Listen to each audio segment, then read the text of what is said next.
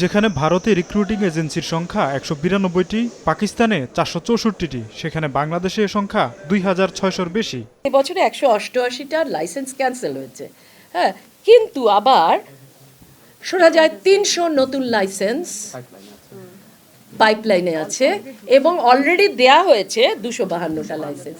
এই প্রশ্ন তো করতে হবে, ২টা-৪টা নতুন লাইসেন্স আমি দিতে পারি, কিন্তু আমি কেনই ২৫৮টা লাইসেন্স দিতাম? বুধবার রাজধানীর প্রেস ক্লাবে এক সংবাদ সম্মেলনে এ অভিযোগ করে বেসরকারি গবেষণা প্রতিষ্ঠান রামরু। এ সময় নারী শ্রমিকের হার বছর ব্যবধানে বাড়লেও সংখ্যা বিবেচনায় এটি অস্বাভাবিক কমেছে অভিযোগ ডক্টর তাসনিম সিদ্দিকীর।